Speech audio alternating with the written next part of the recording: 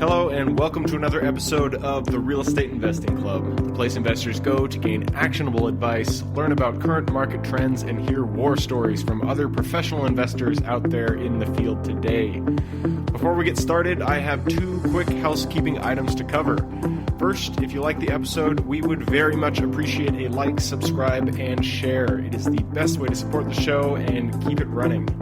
Second, if you are a new investor looking to get started in real estate or an experienced investor looking to take your investing to the next level, we created an ebook for you that will cover how to find deals that are actually deals, how to finance those deals with little to no money down, and how to exit those deals for maximum value.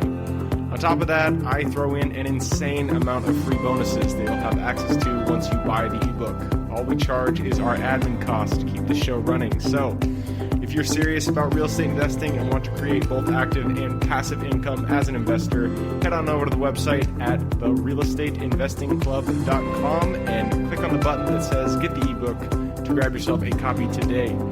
So with that said, let's dive right in. Today we have a very special guest with us, ready to drop some investor knowledge on you. So buckle up, grab your pen and paper, and enjoy the ride.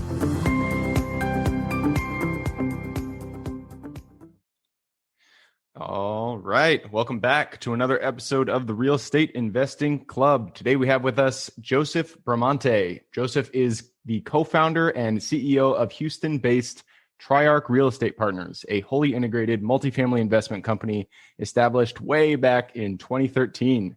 The firm is focused on the acquisition, management, and renovation of multifamily properties that produce strong returns while building stronger communities. To date, the company has an AUM, assets under management, of 100 million across 1,100 units. That is a big number. So I am happy to have you here, Joseph. How are you? Good. Actually, I need to update that. We just closed on 36 million a month ago, and we're under contract for another 7 million right now. So we're closer to 150. It's amazing what you can do in a couple months. Yeah, seriously, we're going to have to talk about that 36 million. That's a big one. Before we do that, we're going to briefly jump into this. I always start the episode with people's stories. So just kind of briefly tell the people, how'd you get into real estate back in 2013 and how to get you to where you are today? Yeah, I actually got into real estate in 2011 on my first deal. Didn't form the company until a few years later. So you can kind of see there. I spent about 2-3 years on my first deal, cutting my teeth. I'm an engineer by trade. I was working overseas for Exxon for about 3 years. Total of 5 years. First 2 years I was in country and in Houston, and the rest I was overseas. And that's where basically I made all my money. I was living in some really cool locations in Australia for a year and Papua New Guinea for 2. And then when I was in Papua New Guinea, I was living on a compound. I couldn't spend my money. So it just kept accumulating. And this was 2010 and 11. And every time my managers would come back to the office, they would rotate back and forth to the States, whereas I was permanently based there.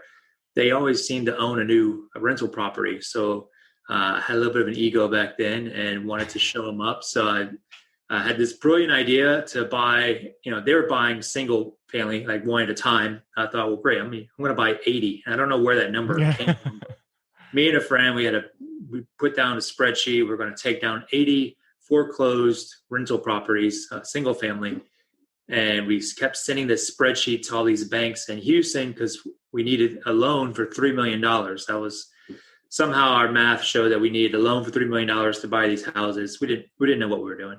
So anyway, all of the banks would tell me no. Finally, one of them said, just go buy an apartment complex. And so that was, go buy an 80-unit apartment complex. And so that was what the kind of my aha moment. So I read a couple of books, self-taught myself multifamily, at least so I thought, got this kind of 30,000 level experience of what it's like, and then deployed my capital. Me and another partner, another employee, we put our money together. We bought this 26-unit deal out in Houston, Texas, in a great location, sight unseen. We're still living overseas. We did the entire transaction from another country.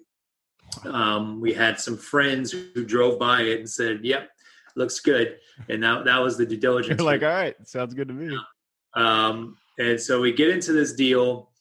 And within the first 6 months, we find out that the insurance that we purchased was fraudulent, that the property had asbestos. And so we're down 4 units for a renovation. It was a renovation that was supposed to be like $3,000 a door, and it grown to $14,000 a door within a couple of months. We just didn't have a scope. We were doing it all kind of like Exxon style, just paying cash, or at least so we thought. And then we were adding central AC to our units, and part of that process, that permitting process, requires an environmental. And because we use this bank called Bank of Internet USA, which is a very sketchy sounding bank, but it was a real bank, but they're not multifamily lenders. And so they had no requirement for environmental. They just checked our financials and they gave us whatever. Here's the money. Well, we had to get environmental done, and we got our environmental done and came back hot for asbestos. And we're 4 units down for rehab, sheetrock off the wall. So we send everybody home. We avoid all the inquisitive phone calls and emails, want to know why we canceled the job. And then shortly after that, like a month or so later, I ended up getting laid off from my job at Exxon. So I've got this 26 unit property that's 85% occupied, negative cash flowing, has asbestos, doesn't have insurance, and I don't have any income. So it's about trial by fire, man. It was a rough period of my life, and we turned the whole thing around. The very next day, I dropped 10 grand to join this local real estate group to get some mentoring, and they put the right network around me. And I think, network's probably the biggest thing you can do in this industry. You just have a really good network of experienced and qualified folks who've done this before, that are really and that are in your market. I think multifamily and real estate in general is very micro. It's very local. Mm-hmm. Yep. And there's value in using national vendors and providers for some things. When it comes to other things, you've really got to be kind of grassroots and know the local players and know the local title companies and the attorneys and stuff to use, because you use the wrong and contractors, because you use the wrong guys, and it'll very, very quickly eat your lunch. Yep. So anyway, they got me with the right team. I already kind of like the fundamentals. What I'd read in the books was still valid. I mean, and there was, I already had, I knew the formulas, I knew the math. So the educational side, anybody can read a book and get that education. Still the network is what you can't get from a book. So yep. They fills the gaps. But they didn't give me too much encouragement, though, to be honest, because everybody there was like, sell the property, take a loss. It would have been like $150,000 loss, and that, I would have probably never recovered from that loss. Not only financially, I just imagine making that money again. I was like, to go overseas again, and when we know what's happened to oil now, this was back when oil was $120 a barrel. So yeah, oil has not gone above that; it's gone the opposite direction. So the chances of me now, for sure, I would have never made that money back. I would have not gone overseas again. And also, no investor would have given me money because I have a negative track record. I just lost money. So what have you done in the past? Well, I lost $150,000. Yeah, well, that's not a good way to raise money. So nonetheless, I just said, you know what, I'm all in. So I cashed out the 401k, went all in on the deal, used that money to secure a new loan. We did this massive $30,000 per door renovation on a property that we'd spent $25,000 per door purchasing. So it was really, outside looking in, it seems a bit crazy. But we had a good plan. We knew what we were doing. We did this big rehab. We more than doubled the rents at the property, and we exited in 2013 with a 207% return on the refinance. So it's all nice. Tax-free. Got all my money back, doubled it. And that obviously, it was great for us. It didn't sit well with some of the mentors and stuff at that real estate group, because they don't want that some newbie just joined and showed them all up. But it is what it is. So we used the success of that one to go out and raise money for other deals, and now we're in process of raising and closing on our 12th acquisition. We've ventured off into new development. We've got one new development that we're going to be breaking ground on next year, and then two others in 2022 and a fourth in 2023.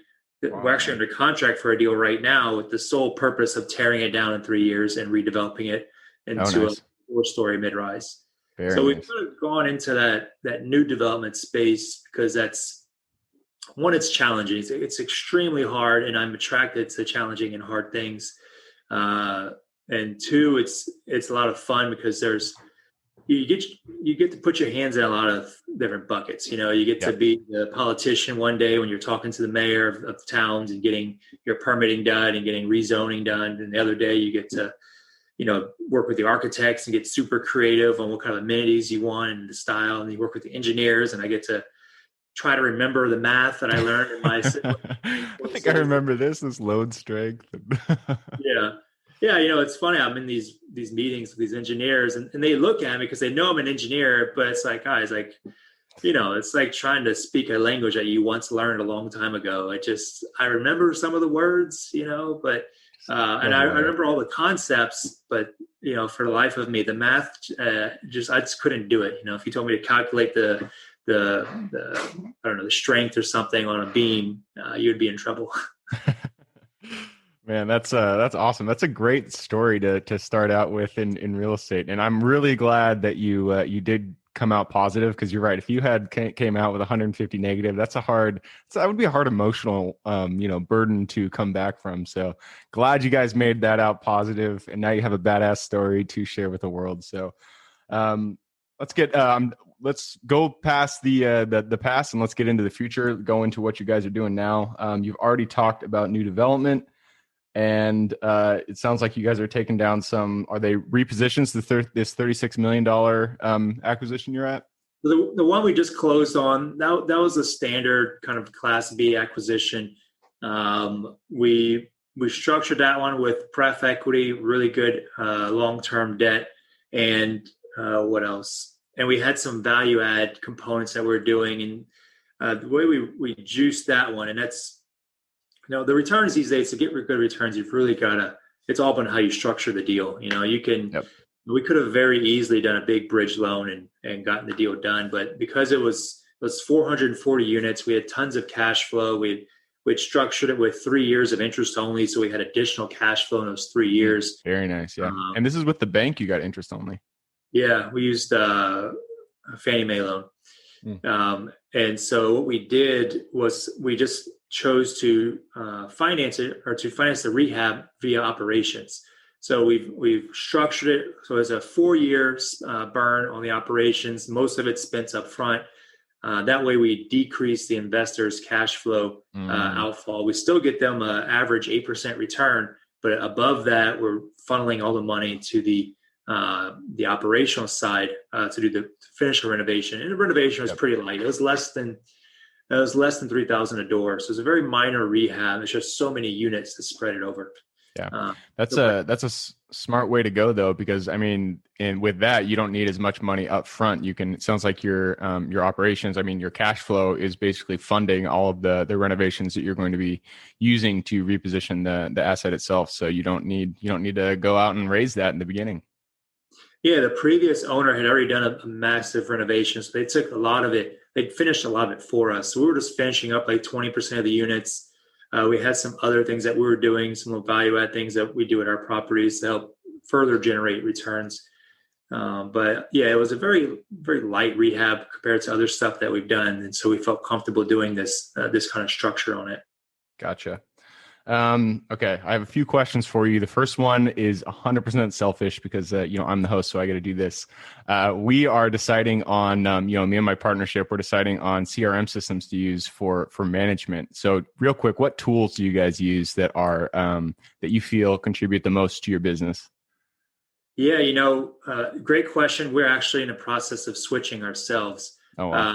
So we've, as you know, it's pretty expensive stuff out there. You've got your kind of, you've got your generic ones, right, that apply to all industries. You can go like Zoho or Hootsuite or HubSpot, or all these are just like generic, or Salesforce is generic. or you can go specialized, and you've got like the IMSs, the Juniper Squares, and stuff like that, where it's strictly for investment management, and you've got your investors there and all that. We're trying out this new one called Mast, MAST.io, and we like so far. What we really like about them is that they've kind of combined like the Juniper Square plus like a LinkedIn. So you got this social aspect to it. So you go and because if you think about how we as operators work, I mean, you see us all over social media. We're all over Facebook and LinkedIn, and we're networking, but we're networking with a purpose, which is basically to raise capital. And we have our groups, our Facebook groups and LinkedIn groups that we're all communicating within. And what appears like Mass has done is they're adding that social aspect. So they're basically trying to get everybody on this platform. So it's all like imagine LinkedIn, but it's only real estate folks and it's only investors. That's a lot more powerful. Versus I've got my investors there, but I've also got my oil and gas guys when I worked in the industry, and I've also got whoever I added because they're trying to sell me something or some insurance or whatever. So you get, it's a very focused group of people you're talking with, which, it seems really, really interesting. And I like it. And the other thing is that it's super cheap, and it addresses, from what I could tell, I mean, I'm on the multifamily side, but what it looks like is that they also have the single family side there as well. So like if you're trying to flip a house, or if your listeners are like trying to flip houses, they should check it out, because it seems like they're developing a platform that can take the real estate guy from wholesaler to multifamily developer and beyond, from start to finish, which is great.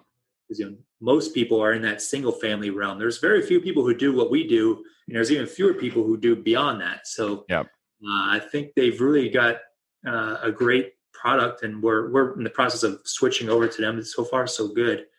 But cool. I think that was. What I liked about those, I don't do single family. I've actually never done a single flip in my life, but I'm pretty sure that there's investors who do single family that I could show my deals to that would want to do one of my deals.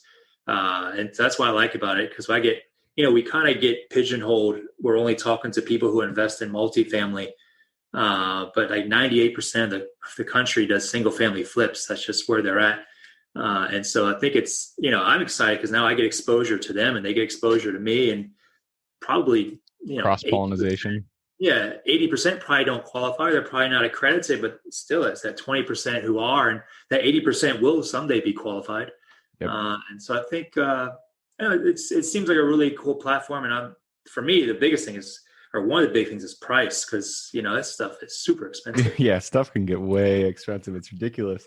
So we've been using Podio for pretty much everything, because it's just kind of a jack of all trades tool. Okay. But we've been looking around. So Mast.io, right?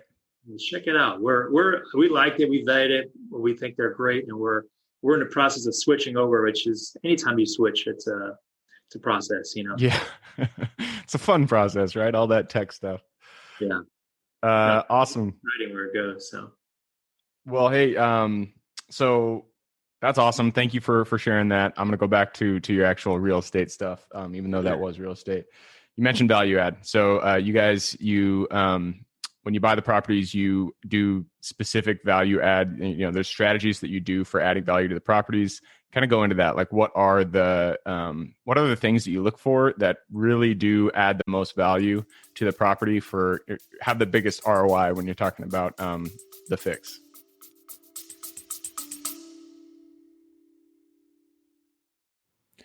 Before we continue on with today's guest, I want to tell you guys about a community I'm launching on School to help investors like yourself grow your own portfolio.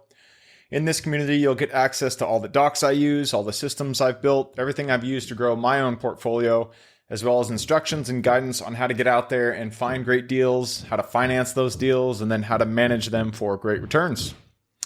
Since we're just launching it, the price will be set at a measly $20 per month, and whatever price you join at is the price you'll have for life.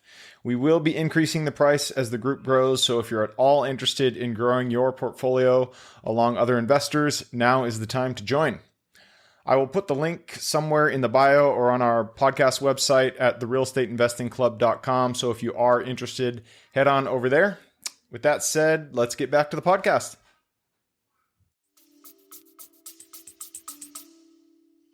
Yeah, trying to give away my secret sauce here.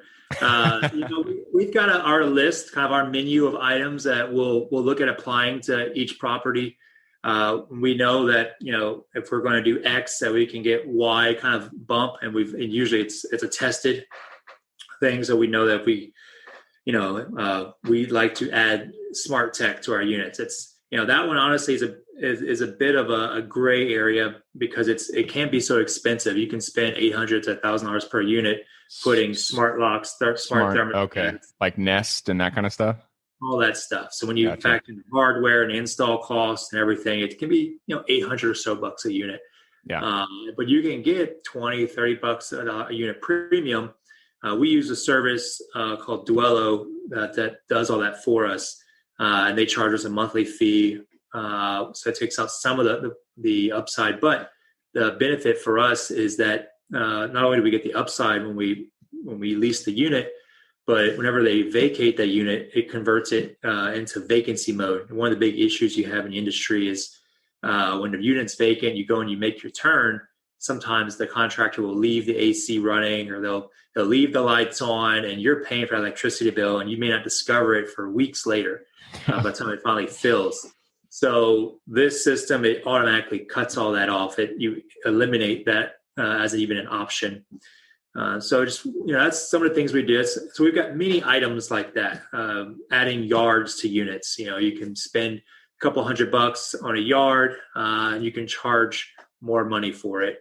What we like about yards is that you get kind of a 2-for-1. So you're not only charging for the yard, but you're indirectly marketing to pet owners. If you have a pet, you really want a unit with a yard. And if you have a pet, you also have pet rent, pet deposits, and everything else. So, you get more money than what's just charged for the yard. So those are just two of the items. And we've got just a handful of other items like that we look at applying to every unit. Some work, some don't. That's interesting. I've never looked at pets as an additional revenue source. So you always hear, investors like, no, I don't want pets. It's going to ruin the property. But you're right. I mean, you charge an additional pet fee, so that could be, a small bump to the top line. And also, if you're doing hard surfaces throughout, if you do vinyl plank flooring, and if you're, mostly just the flooring, if you got all vinyl plank flooring throughout the whole unit, there's not really much that you can't fix with a mop. Or if they shred something, you just drop it down. It's $1 per plank, so it's not even a big deal to fix it. So I think people should reconsider the pet thing, and you can make good. It's definitely a good profit center. Yep. That makes complete sense to me. Okay, so I'm going to push us into a new topic, new development. You already talked about it. It's not something I've ever done, so I have zero experience here. I've heard a lot of people going into new development. It sounds sexy. What actually, why did you decide to go there in the first place? Why not stick with established assets? Yeah, well, because we've been doing such large value add deals, and we were seeing over time how the spread continued to compress as far as the price point. So we'd pay X dollars for this fully renovated property, or we can pay a little bit more. We can get a brand new Class A asset. And as the spread, the difference in those and the price per door kept compressing, eventually it makes more sense. Just go build something brand new, pay a little bit more for it, but the downside is completely solved. You don't have to worry about things breaking. It's you've got a more long-term asset, and so I think that it's kind of like. I think every good operator will eventually kind of graduate, and not to say you're bad if you don't graduate. So preface that. I'm just saying, as you grow, what we found was that it just made more sense to go into the new Class A, or at least the newer assets, where we're not, where I was originally buying 1960s and 70s product. Now we're only buying 80s and 90s product, and also doing new construction as well. So you get to where you don't want to buy the older stuff, because the older properties have lots of risks that come with them. And then also you run into things will age out. You'll reach something service life, and it's going to become harder and harder for you to lease a product as a new product is continued to be built around you, and people get a bit spoiled. They get, like nobody wants to drive a 1980s car for the same reason you don't want to live in a 1960s property. You can get it for a great price. Yeah. But when you start looking at the people who are interested in living there, you quickly start losing value because you're dropping rents, and it just gets to be a nightmare. That said, you can really do a lot of work on value add side. Like we're completely, we bought a property a year ago that we're spending $37,000 per door on. It didn't make sense to develop. And you walk into the property and it's absolutely gorgeous. We've redone all the plumbing. So you can do stuff like that. We'd probably add another 20 years of life to that property and made it completely relevant and attractive. But not everybody's going to do that, right? That was a huge investment. And most folks would much rather say, I'm just going to tear it down. And I'm going to add 100 years of life to it by redeveloping it and putting something new. So we went into new development because we saw the spread compressing and the risk profile was a lot different. And you actually make significant money as a developer. People always say Class A is bad because they're really thinking about it as when you buy it from the developer. Yeah. But when you're a developer, your construction costs are typically a lot lower than what it was cost than what it's worth on the market. Otherwise, you wouldn't have built it in the first place. Yep. So we view it as, we're going to be the developers and we're going to be long-term holders of these assets. So we'll build it, we'll refinance out, we'll get all the investors their money out, and then we're just going to cash flow like crazy. And so we'll have additional upside on our deal versus somebody who bought it from what's called a merchant developer. A merchant developer is a developer who just builds and sells, and they don't hold. Yeah. We are a kind of build and hold developer. And so by doing that route, we're able to buy something, build something at a great price and cash flow it at a great rate and get great returns on it because our basis is much lower than somebody who bought it off the market. Yep. That makes complete sense. And it makes, I'm sure, double sense in markets like Houston, where you guys have just kind of been skyrocketing. Like here in Seattle, prices have just gone through the roof for the past 10 years. Yeah, Houston's done well. We've got a lot of sprawl to our city. It just, when prices start getting too expensive, people just go further and further out. But I think now we've kind of reached the limits of traffic commute that people are willing to tolerate. And so now you really start seeing, I don't know. You look at LA, it's like people are willing to go pretty far. Yeah, there's a certain sector of people who would be willing to go pretty far. I think LA is a unique animal. You can't really compare many cities to LA. Here in Houston, I feel like people are not, well, I think once you start getting above 45-minute commute one way, hour commute. I wouldn't do it. Yeah, people are like, that's an hour of my life. You start looking at 2 hours each day.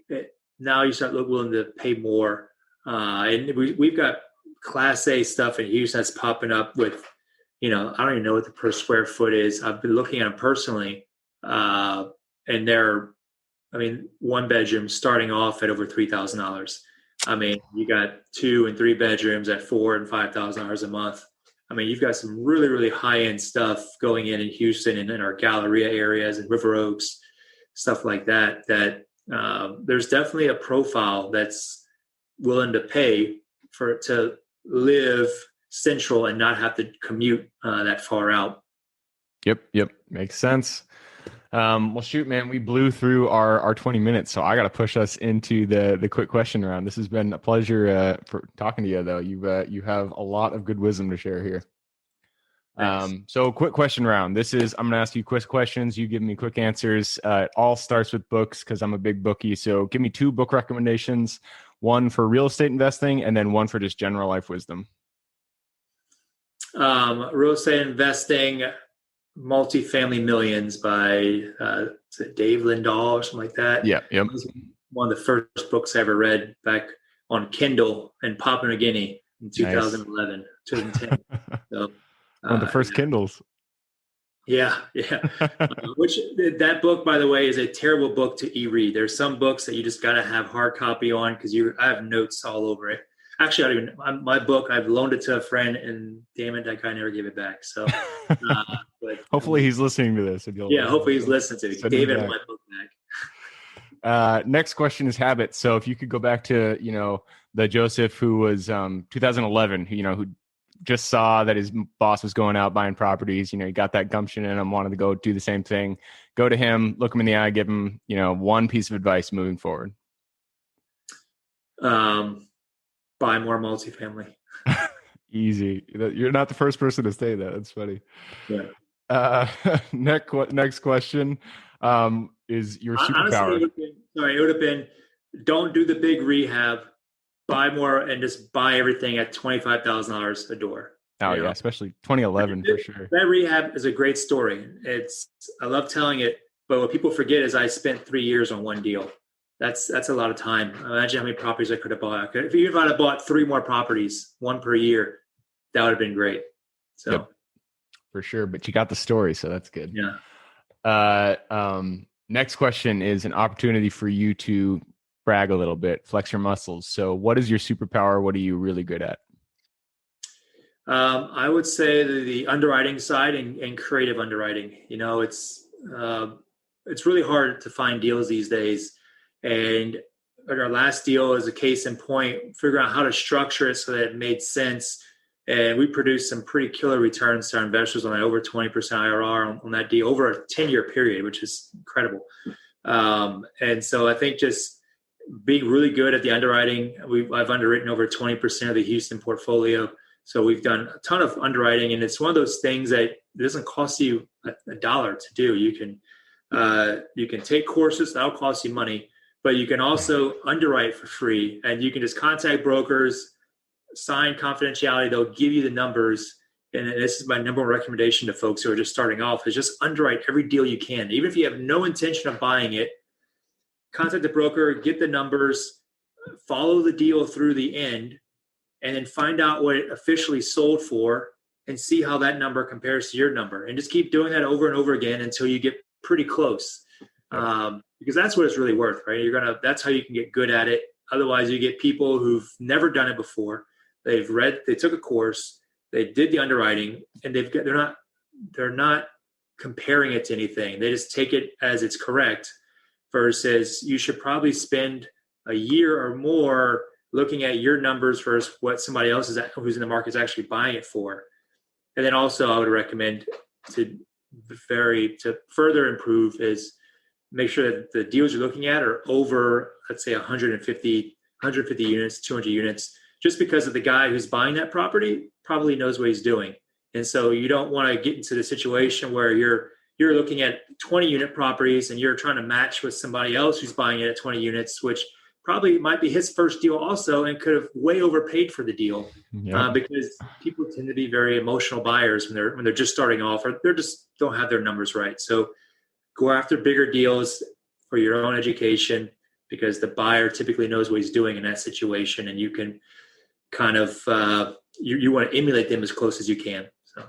Yep, I love it. And we have, for people listening and watching, we have a kind of a mini due diligence / quick analysis guide that's free on the website, so you guys can check that out. Very, very standard. So don't use it for big deals, but it's useful to kind of get familiar with this stuff. All right, and last question about real estate, and this is your places. So you're down there in Houston. I'm sure you really like Houston, but that could be your answer. What is the place that you kind of are excited about? What areas are you excited to invest in right now?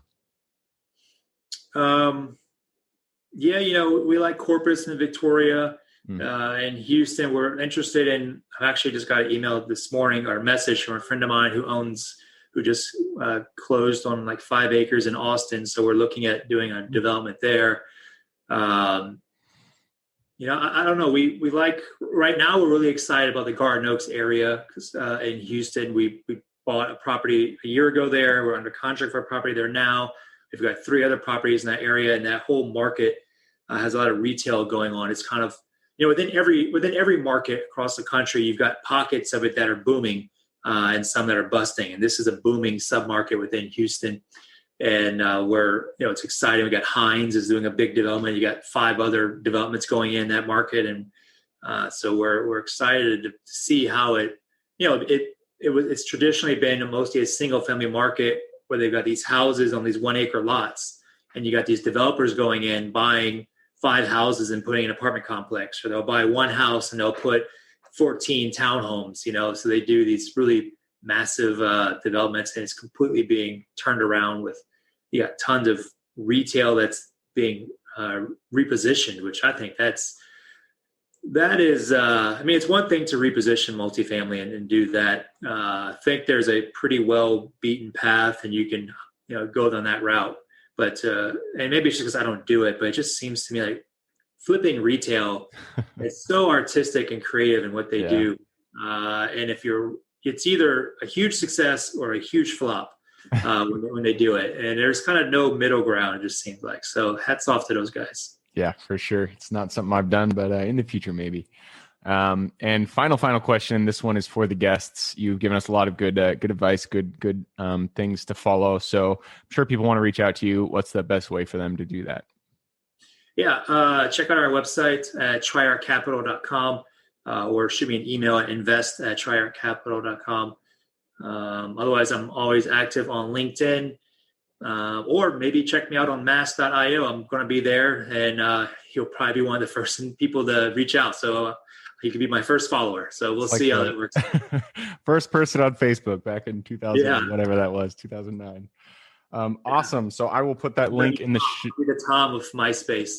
I love it. Yeah, there's not many people will get that joke in a few years. Yeah, you're right. Sorry, I got to remember. Awesome. Well, hey, thank you for hopping on the show. For everybody who's here listening and watching, thank you guys for showing up. If you want to reach out to Joseph, I'm going to put his link in the show notes. So just click a little more in the description. It'll pop down the full description.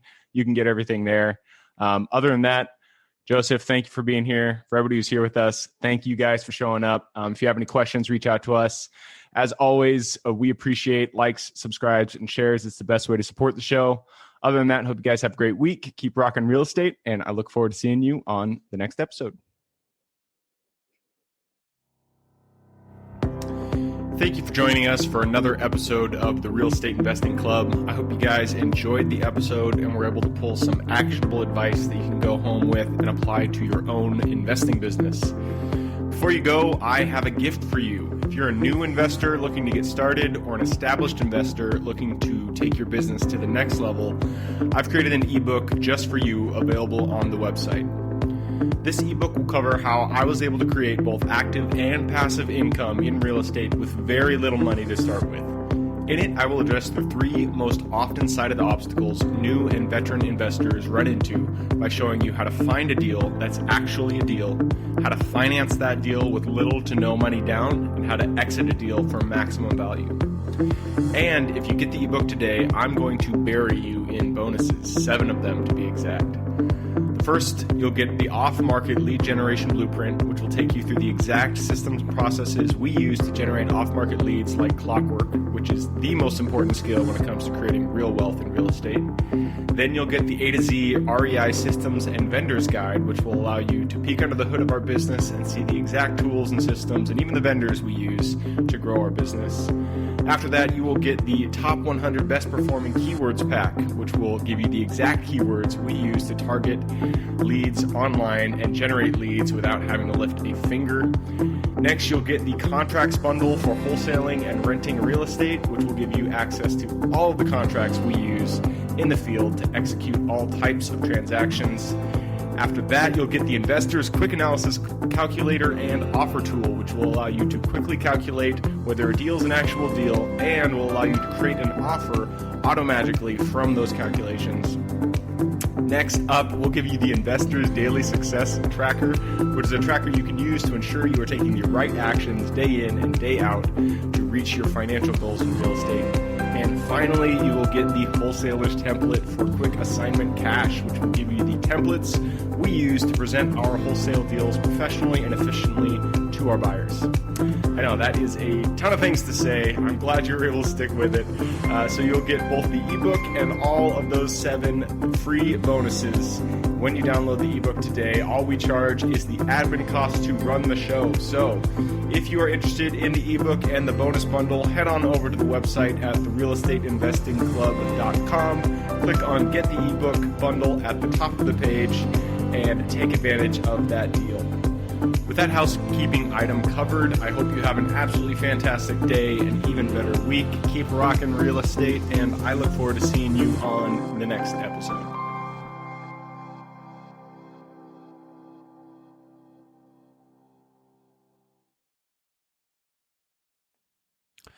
All right, before I officially sign off, I have a quick announcement to make.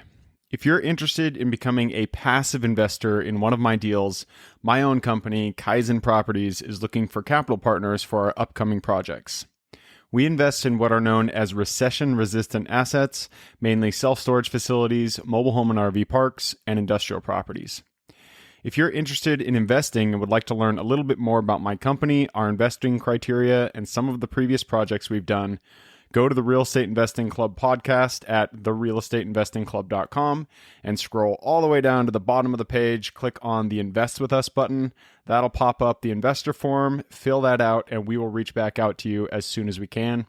Or if you prefer a little bit more of a personal touch, you can reach out to me at gabe@therealestateinvestingclub.com. So really, that is it. Again, it was a pleasure hanging out with you guys during this episode, and I look forward to seeing you on the next episode.